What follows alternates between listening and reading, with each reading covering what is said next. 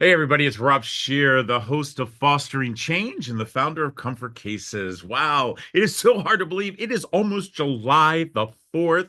Oh my gosh, I want this summer to slow down. In August, two of my boys actually leave and head off to college, and I'm taking every minute I possibly can with them. It's time for another best of. This next guest actually was brought to me by my manager, and I have to give Amy credit for this. She saw him on the Today Show, sent me the information, and I absolutely fell in love with Doogie. Doogie Sandtiger, actually, as you know, I call him the Croc King. He has more Crocs. I think he's actually holding the Guinness Book of World Records for the most Crocs. But you know what? I love the fact that he has a connection to foster care, just like I do. So listen up, everybody. I really do hope that you enjoy this particular best of. Again, if you know anybody that you think that would like to be interviewed, that you think would be interesting, that have a great story, because it's all about telling your story and having a great conversation, just go over to info@comfortcases.org and pop me an email, and my team will definitely jump right on that. And again, I hope you all have an amazing July 4th. Be safe, and I hope you're enjoying your summer as much as I am. Thanks. Take care. Well, you know what? It's so hard to believe. We are actually on February the 18th. And before we get started, there's a couple things I have to say. Number one, I have to say happy anniversary to my husband. In 2 days, my husband and I will be celebrating our 20th anniversary. I'm so excited. I'm leaving the kids at home, and I'm taking my husband away for several days just to do what I've always done, which is to lift my husband up. I am the man I am today, because he has allowed me to go on the path that I've been going down, when it comes to not only my career when I was a banker, but my career. And as I say, I don't really have a job, I have a purpose. But as I move forward as a public speaker and doing this podcast, and also the fact that he is the most amazing father to our five children. So, Reese, happy anniversary. I love you to the moon and back. You know what? My next guest, I'm so excited about. First of all, I say it all the time. When you're a dad, it is probably the greatest gift in the world. So I get to experience so much, and especially being a dad of five kids. So my kids are all teenagers now, except for Maya, she's 20, and Alex is 24. But I really experience a lot of the fashion, the things that, I'm like, wow, I can't believe you're wearing that. And just the other day, my daughter came to me and she's like, Dad, I need a new pair of Crocs. And I was like, well, you don't really need, but she wants a new pair of Crocs. And that's what brings me to my next guest. It just so happens that my manager, Amy, was watching the Today Show, and so was I. And there was a young man on there. And oh my gosh, this is crazy. This guy has 3,600 pairs of Crocs, okay? And that's basically why he was on the Today Show. But what I was so excited about is that he actually grew up in foster care. And I think that, that we really should shine some light on that as well. But we are going to talk about the 3,600 Crocs, because I want to know where the heck he stores them. Because take it from a guy who loves shoes, I don't even have a closet big enough. So my next guest, Doogie, I'd like to welcome you to Fostering Change. Hey, what's up, buddy? Let me tell you something, my friend. There's nothing better. I absolutely love this picture that I have you sitting, laying there in this closet with 3,600 pairs of Crocs. Okay, you've got to tell me before we get into the fact that you did actually were in the foster care system. I want to know how the Croc fetish started. So what's interesting about that photo? So I'm actually, as of this exact second, so the count changes all the time because, I'm always hunting down new pairs. I'm at 3,609 pairs of Crocs. And when you look at that photo, you can't really fathom how many Crocs. There's only about 100 in that photo. What? Yeah, only about 100 pairs of the entirety of the collection. So if you want, I could just jump right into how I became I this want to know. I want to larger than know. life I Croc know fan. my watchers, my viewers and listeners, they want to know. I mean, you're the croc man. My kids, and I have to tell you real quick, I told my kids about you, showed the picture, told my kids I was going to interview you. My kids were so excited. They were stoked. They were like, Dad, this dude is so cool. First of all, they love your tats, and they think, and the nose Oh. ring and, all that. And so, but to have over 3,000 pairs of Crocs, and they definitely love their Crocs. So yeah, I want to hear the story. So Crocs are timeless, okay? So It's honestly, it totally weaves into this whole reason why I'm here on this podcast today. I read up a little bit about you guys, so you guys do the whole foster care backgrounds and journey and that kind of stuff. So it was the Crocs was kind of born out of my foster care journey, and you're probably like, how does that correlate? How does that intersect? Well, I'm sure you yourself growing up in foster care understand that there's a lot of things that we miss out on. There's a lot of activities of daily living that a lot of us struggle to learn. And the other side of it is people just assume, and by people I mean the adults in our lives, the social workers, the role models, the teachers, etc. There's a lot of things they forget to teach us Yeah. or don't realize that we're not inherently born with that knowledge. And for example, it's learning how to tie shoes. So like as I bounced around from foster home to foster home and group home to group home, each placement, the staff members and the people there just assumed I knew how to tie my shoes because that's what everyone does, right? Everyone knows how to tie their shoes. But me personally, I'm kind of like a hands-on learner. Like if you don't show me, it's not gonna click. It's not gonna know. So I grew up just moving around. No one ever taught me how to tie my shoes.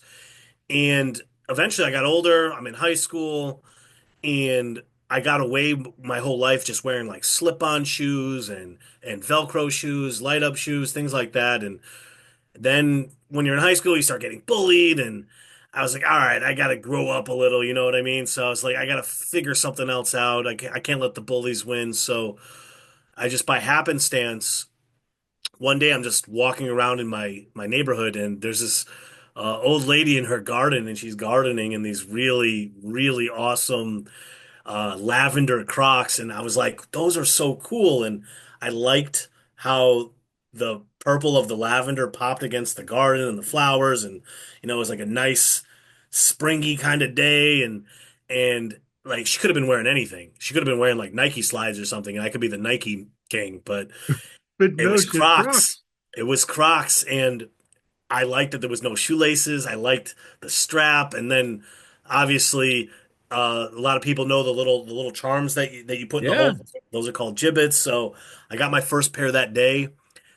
I did not intend on it growing to the 3,609 pairs and counting that it is. That just kind of it's this transcendental situation where it just evolves over time.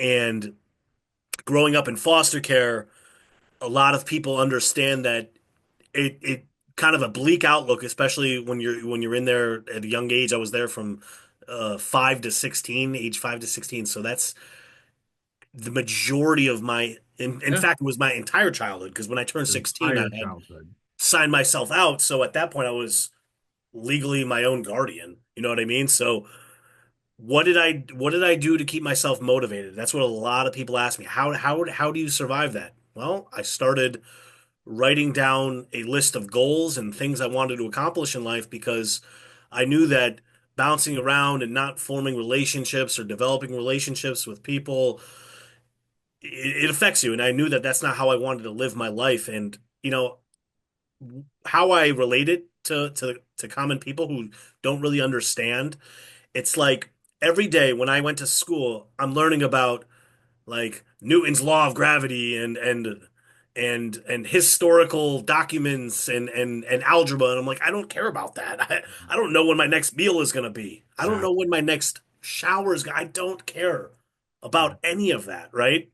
Yeah, And I mean I can relate to you. I mean, I lived the same life you did, and for me, I I was in the system as my childhood, and to age out of the system and literally not know if you're going to eat the next day. And I get that same question, where did I get my grit? And you are a different breed. You and I who have made it to the other side, that that doesn't happen. And we have one child every 2 minutes entering foster care, Diggy, 700 a day. We have 22,000 that are aging out just this year alone, and 70% of them will become homeless. And the fact that you made this list and started checking it off, I have to tell you something, and I've never shared this with our viewers as well. It was, I want to say I was probably 15 before I learned how to tie my shoes. because the same situation that and I can't even believe I'm sharing this. I'm going to choke up, but because nobody stopped and set me down as a little boy and taught me. And so I remember when my children started arriving from the system, and my first four kids arrived. They were 6 months, two, and four. And one of the things that my husband and I had agreed on is that they would never wear Velcro shoes. And that they would immediately, we would teach them how to tie their shoes. Because I told my husband the story of being a 15-year-old and being bullied because my shoes were untied, and people would be like, "Why don't you tie your shoes?" And Yes. yeah, and you were Yes. embarrassed because I was like, I don't know how, and I didn't want to say to anybody. It's They're like, embarrassing. yes, but I will tell you, I had a friend. Oh my gosh, and she's still my friend to this day.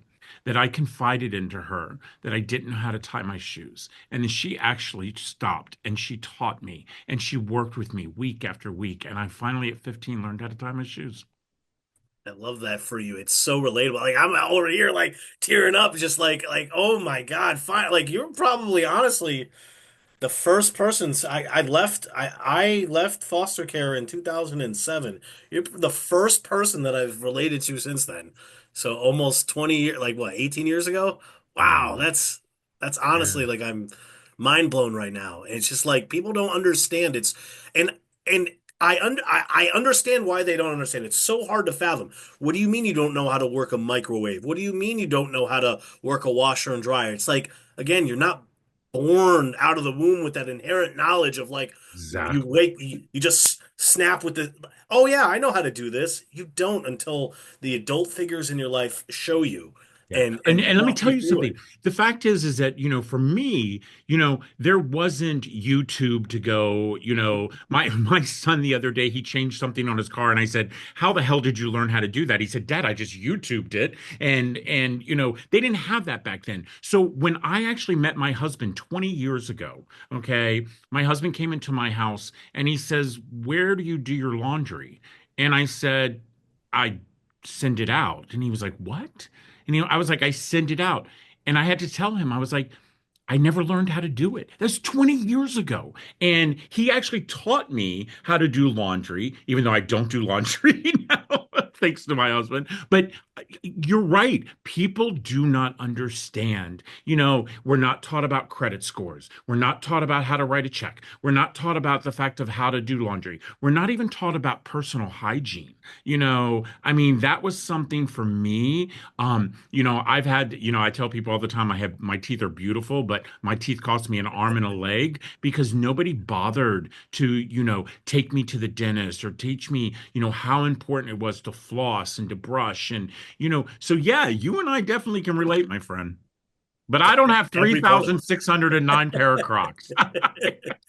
So I gotta But ask you this. I gotta ask you this question. What are you gonna do with all those Crocs?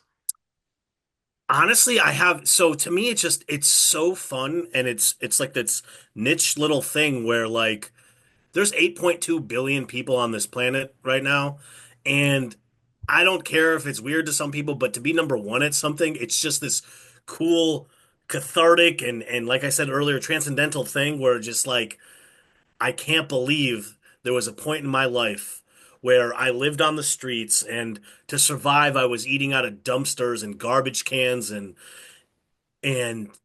had nothing to my name, and now I have this exorbitant, eccentric collection of these rubber shoes that have like once you talk to me and get to know me, you understand that it's way deeper than just It's way deeper Crocs. than Way. 3,609 pairs of Crocs, my friend. It's way deeper. And the fact that what you just said about being number one, as kids from the system, we are always the last kid. We're the last kids that get picked on a team because we don't wear the same clothes. We're the last kids that get to sit with somebody, cool kids at the table because our clothes are different or maybe we might smell. And, and I can relate, being homeless and, having to wait for all the kids to leave the cafeteria so I could dig through the trash to gather as much food as I could because I didn't know if I'd eat that night, and then trying to find an abandoned building to sleep in that night. And even though people knew about it, nobody did anything and nobody said anything. The system is a system that makes money on the backs of children and fails us. And when you can't even teach a child how to tie their shoes, right there you can say, what are we really supposed to do? I'm going to tell you, I think you need a Croc museum. I think that, somebody out there needs to donate a building for you. Or if Croc itself should be supporting you. Are they sponsoring you at all? They just watch from the sidelines, let me do my thing, and I'm just honestly, whether they send me stuff or they some every now and then they'll send me like a box of some Crocs, but I'm I'm a solo dolo kind of guy, just doing my thing, you know. I love it. I love it. Doogie, I got to ask, what do you do for a living? This is the kicker. I have actually went to school for social work and became a social worker. Yeah, like full circle. I work for the system now it's like that, you know, the old adage, like, if you can't beat them, join them. That's exactly what I did. Let And me tell you something. So I don't know, and you probably do know this, but the statistics of people who become social workers are the majority of people who were in the system. And knowing that only 3% of kids in foster care actually get a 4-year degree. So the fact that not only did you check yourself out at 16, you then you're homeless, you then put yourself through school. Now you're a social worker and you're back helping kids that were just like you. it's just it's this full circle like journey, realized, actualized, and it like everything is so intertwined. It's like I used to hate my backstory. Obviously, growing up, it wasn't fun. Living through it isn't the fun part. The fun part now is I do go around do motivational speaking and I Good. speak to the children now and I go around to schools all across the state talking about my path, my journey. And now that is me seeing all that trauma just repurposed, replanted, and reborn into this big, beautiful garden that I've been watering that I didn't know I was watering as a No, kid, all surviving because of the through it. lady who was working in her garden with her lavender Crocs.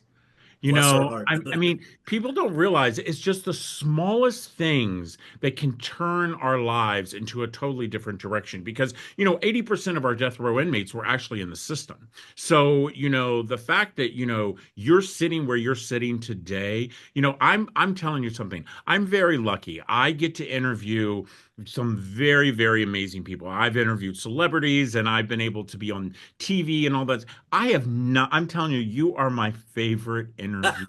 You are, Get out of and I'll tell you, my here. producers can tell you that doesn't come out of my mouth, because like I said, this is my 6th season of doing Fostering Change, and I have never met somebody that I am just so intrigued with, and that I mean, that I could actually say you're actually my hero. I That mean, come you on. are the fact that I love, and it's not just because you have 3,609 pair of Crocs, but it's the fact that you have taken hardest situation ever, and I've been there, and you've done exactly what I tell people to do. Don't blame the system, start changing the system. And you've decided that, you know what, I'm going to go in there and change it. Listen, everybody, I'm telling you right now, you can actually follow my friend Doogie on Hard Croc Life for me on TikTok, on Instagram. Go over to Doogie Lish. And right now, as a matter of fact, I am going right now on Instagram. I want you all to do this.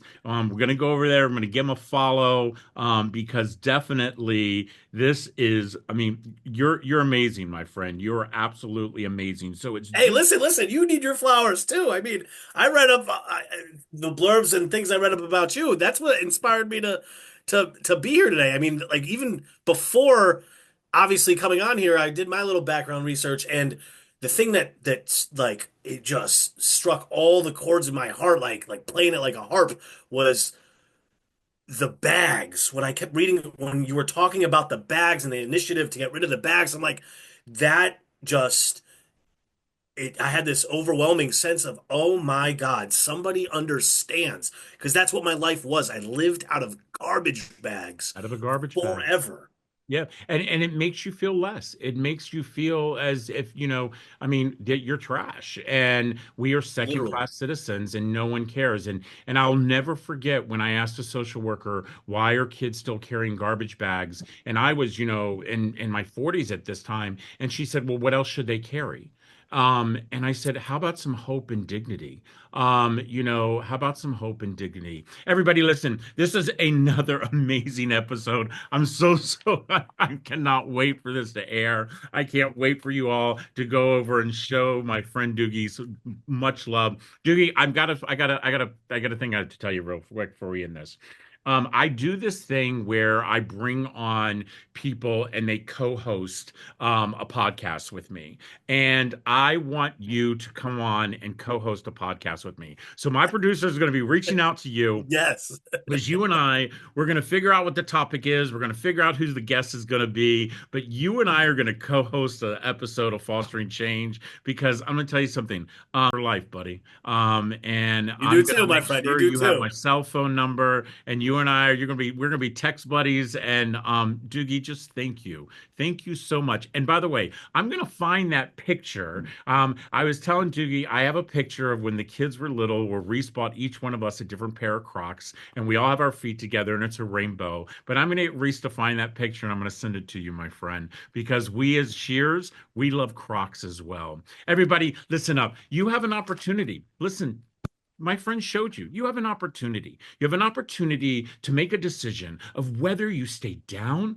or whether you lift yourself up. And whether that means that you need to go and gather 3,609 pair of Crocs, you do it. Because guess what? If you are a kid from the system, you are number one. You are number one because I believe in you. I know my friend Doogie believes in you, and I want you to believe in yourself. Have an amazing day, everybody. Take care.